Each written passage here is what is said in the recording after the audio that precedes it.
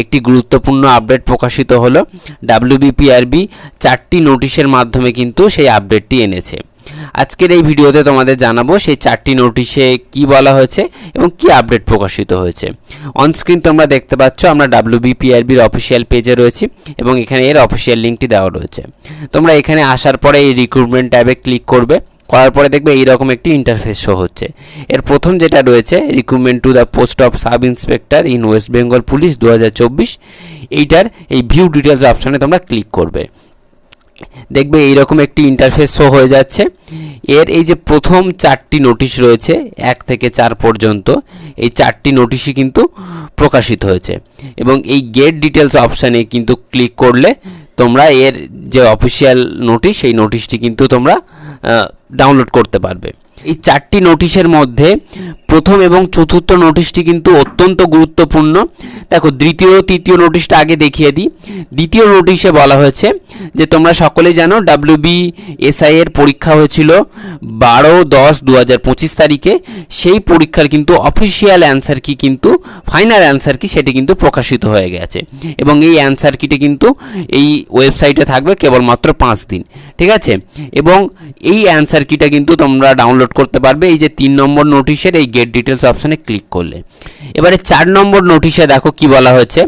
দেখো 4 নম্বর নোটিশে বলা হয়েছে তোমরা সকলেই জানো যে আমাদের এসআই এর পরীক্ষা শুরু হওয়ার আগে আমাদের প্রত্যেককে একটি পোল সিস্টেম দেওয়া হয়েছিল এই ডাব্লিউবিপিআরবির তরফ থেকে, যেখানে আমরা কে কোন ক্যাটাগরি সেটিকে কিন্তু আমাদের চুজ করতে হয়েছিল বা সিলেক্ট করতে হয়েছিল।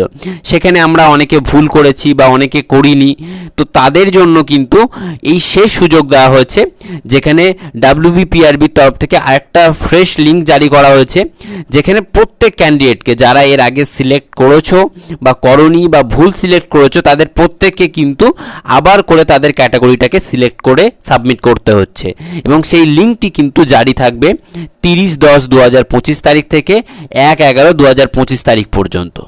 এখানে কিন্তু কেউ যদি কোনো রকম ভুল করো তাহলে কিন্তু তার ফর্মটি বাতিল হয়ে যাবে। তো প্রত্যেকেই কিন্তু খুবই সাবধানতার সাথে কিন্তু এই লিঙ্কটিতে তোমরা সিলেক্ট করবে। আমি বরং তোমাদের দেখিয়ে দিচ্ছি, তাহলে তোমাদের আরও বুঝতে সুবিধা হবে। এই ট্যাবে আসার পরে দেখবে এই যে প্রথম লিঙ্কটি আমি তোমাদের বলেছিলাম অত্যন্ত গুরুত্বপূর্ণ লিঙ্ক, এখানে এই গেট ডিটেলস অপশানে তোমরা ক্লিক করবে। করার পরে দেখবে এই রকম একটি ইন্টারফেস শো হচ্ছে। এর এই যে ব্লু কালারের যে লেখাটা রয়েছে এর উপরে তোমরা ক্লিক করবে। করার পরে দেখবে এইরকম একটি ইন্টারফেস শো হবে। এখানে তোমাদের অ্যাপ্লিকেশান সিরিয়াল নম্বরটা দিতে হবে, অর্থাৎ তোমাদের অ্যাডমিট কার্ডে দেখবে রোল নম্বরের ঠিক নিচে রয়েছে 8 ডিজিটের একটা অ্যাপ্লিকেশান সিরিয়াল নম্বর, সেইটা তোমরা এখানে দেবে এবং তোমরা তোমাদের ডেট অফ বার্থটা এখানে চুজ করবে।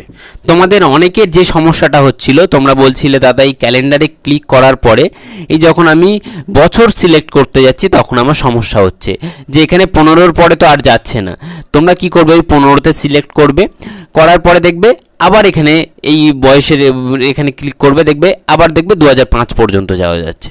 আবার এই 5-এ সিলেক্ট করার পরে দেখবে আবার ধরো আমার 2000-এ রয়েছে, এই 2000-এ ক্লিক করলে কিন্তু আসা যাবে। এইভাবে বয়স সিলেক্ট করার পরে তোমাদের এই সাবমিট অপশানে ক্লিক করতে হবে। করার পরে দেখবে এইরকম একটি ইন্টারফেস হবে, যেখানে তোমার নাম, তোমার অ্যাপ্লিকেশান সিরিয়াল নম্বর, তোমার বাবার নাম, তোমার ডেট অফ বার্থ, মেল না ফিমেল এবং তুমি কোন ক্যাটাগরি সেই ক্যাটাগরিটা কিন্তু এখানে শো করবে। তুমি যদি তোমার ক্যাটাগরিটা চেঞ্জ করতে চাও তাহলে দেখো do you want to change your category, সেক্ষেত্রে তোমার ইয়েস করতে হবে যদি তুমি চেঞ্জ করতে চাও। যদি তোমার চেঞ্জ করার দরকার নেই, যেমন এখানে আমার কোনো রকম চেঞ্জের দরকার নেই, সেহেতু আমি এখানে নো অপশানে ক্লিক করব এবং এখানে দেখো আমার ক্যাটাগরিটা এখানে দেখাচ্ছে এবং আমি যদি সাবমিট করে দিই তাহলে কিন্তু এটা আমার সাবমিট হয়ে যাবে। কারো যদি ক্যাটাগরি চেঞ্জ করার থাকে তাহলে সে এখানে ইয়েস করবে, করার পরে তার যে ক্যাটাগরিটা রয়েছে সেই ক্যাটাগরিটা এখানে SC ST OBC সেটা সিলেক্ট করে নেবে, দিয়ে ভ্যালিডেট করলেই কিন্তু তোমার সেই ক্যাটাগরিটা সিলেক্ট হয়ে যাবে। যেহেতু আমার ক্যাটাগরি চেঞ্জের দরকার নেই তাই আমি এখানে নো করলাম। করার পরে এখানে সাবমিট অপশানে ক্লিক করলেই কিন্তু একটা তোমাদের মোবাইল এবং ইমেলের ভেরিফিকেশান আসবে, এই ওটিপিটি দিয়ে দিলেই কিন্তু তোমার যে ক্যাটাগরি সেটি কিন্তু সিলেক্ট হয়ে যাবে। ওটিপি ভেরিফাই করার পরে এই রকম একটি ইন্টারফেস শো হবে। তো এখানে তোমাদের এই চেক বক্সে ক্লিক করতে হবে, দেন এই ফাইনাল সাবমিট করলে কিন্তু তোমার ক্যাটাগরিটি সিলেক্ট হয়ে যাবে।